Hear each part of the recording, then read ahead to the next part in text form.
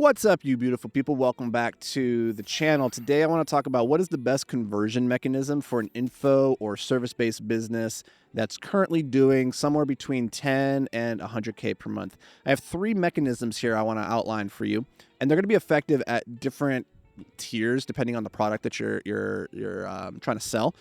But one of these three you probably already have in place, but you need to figure out, like, how do I go even deeper into it? How do I dial it and optimize it so that it's more effective? So let's talk about it. The first conversion mechanism is a simple checkout page, right? You send somebody to a landing page and it has some kind of call to action there. And that call to action might be sign up for my email list, right? You send them to a lead magnet and you capture their information, you get them on the email list, and maybe on the email list is where then you go to sell them. But that's a conversion of a sort, which is they landed on a landing page, I converted them to an email subscriber. Now, the other way that you can convert is you send them to a landing page and then you have them purchase the product directly.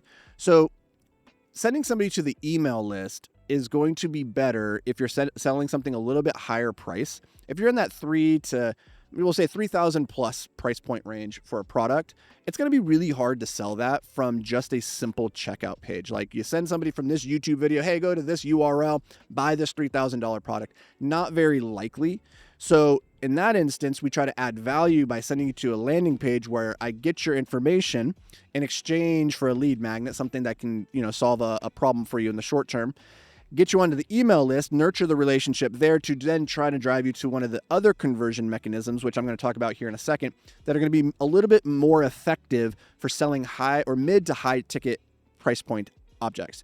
Now, the checkout is actually quite good if you're selling something, I would say, in that sub $1,000 range. So if you have like a $90 digital product, maybe you're a photographer and you sell like LUTs, right? Like a LUT package. And you're like, hey, just go to Gumroad and you can buy this $50 package. You just click a button and it puts all of these preset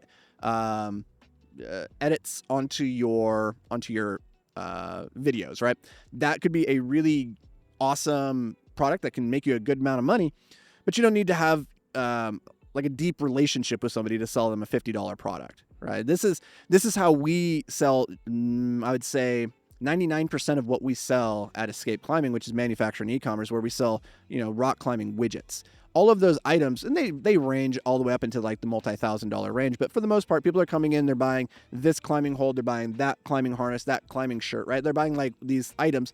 And so the checkout page needs to be incredibly dialed in for us because that's the bulk majority of our sales. So we spend a lot of time on like conversion metrics and conversion optimization. But for you, you probably don't need to worry about that if you're selling like a $50 product. This is going to be more of like a lead generation tool than it is going to be like a true profit center. Because the reality is like that $50 LUT package for the photographer, for that to add up to meaningful money, like life-changing money, so that you get to 100K per month off the back of that, you have to sell so many of that individual product. You're going to need to have a massive audience or a massive ad campaign. And honestly, if you're running an ad campaign, I'm not even sure I'd be sending them to like a $50 product. I would probably just try to be liquidating that cost by selling them directly to a mid or high ticket item. That's a different conversation. But all that's to say is like, there is a place in everybody's funnel for a direct to checkout product. Put some thought into what that is. But honestly, I was just talking to my partner the other day, Jamie. She does coaching, mindset training for women.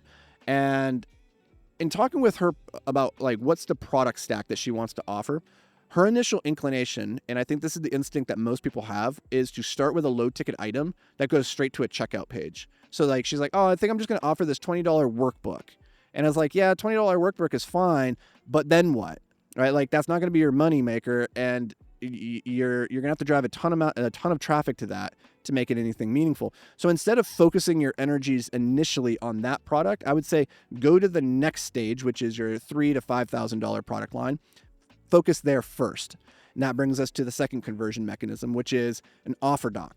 Now, an offer doc, let's qualify this. So an offer doc is popularized by Taki Moore. He's a brilliant guy. So if you're not following him, I highly recommend. He's like the OG of like coaching coaches.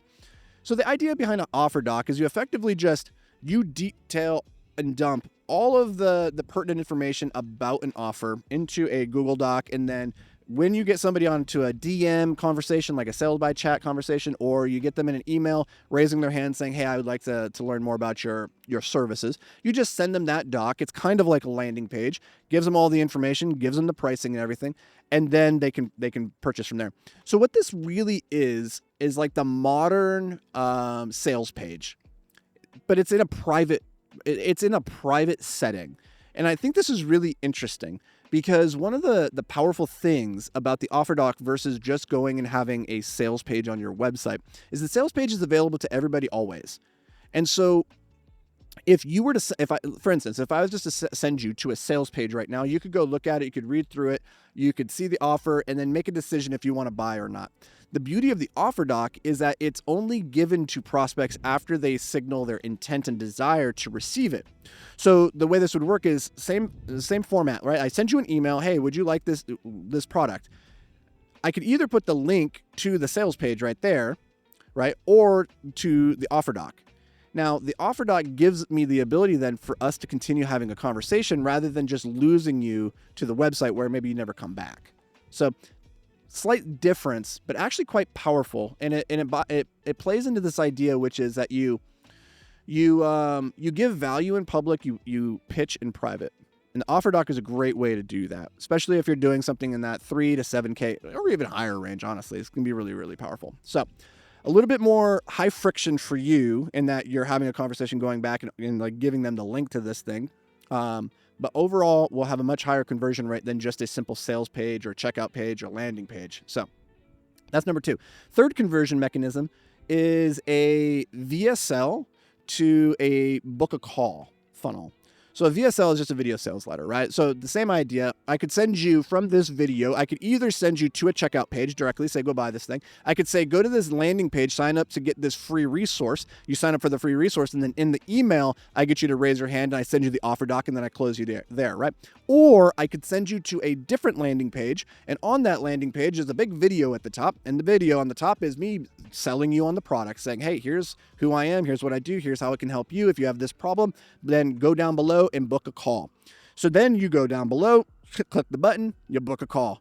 And on that sales call is then where myself or a setter or a closer is going to come in and they're going to convert you. They're going to have a sales conversation that converts you. This is going to be very powerful if you're trying to sell something very high ticket, right? Like if I'm selling you a $50,000 product, it's going to be very hard to do that on a checkout page. It's also going to be kind of hard to sell a $50,000 product for most people if you don't have a big brand, a big like organic following. It's going to be hard to sell a $50,000 product to cold traffic through an offer doc, but you can sell a $50,000 product to cold traffic on a sales call. Happens all the time. And so as the ticket price of the product gets higher, you can go towards these higher friction conversion mechanisms, right? Like that's a pretty high friction funnel right there. You got to watch a video, sign up for the call, then you got to show up for the call. I got to have myself or somebody on the team on the call to convert you, right? And then follow up with you, because not always does it actually close on the call, but then I got to chase you for a couple of weeks until you finally go, oh yeah, I do want that thing, right? But it can be very, very powerful if you're selling something incredibly high ticket. And if you're getting to that range, I would say if you're selling right now 10 to 30K per month in your services, you can afford to have each one of these parts of the funnel play different roles. And you can experiment and see, okay, I have a low ticket offer over here to a checkout page. I have my offer doc, that's my core offer that I do through the emails. And then I have a VSL to a sales call for like the higher end mastermind or the really high ticket offering. And you could have those 3 different conversion mechanisms playing in the same funnel. And that right there will get you to 100K per month pretty freaking fast. So that's going to do it for me, guys. Let me know down in the comments, which one are you currently running? What's your funnel look like at the moment? I'd love to take a look at it and see if we can offer some feedback on ways that you might be able to tighten it up, improve it, and get you to 100K per month even faster.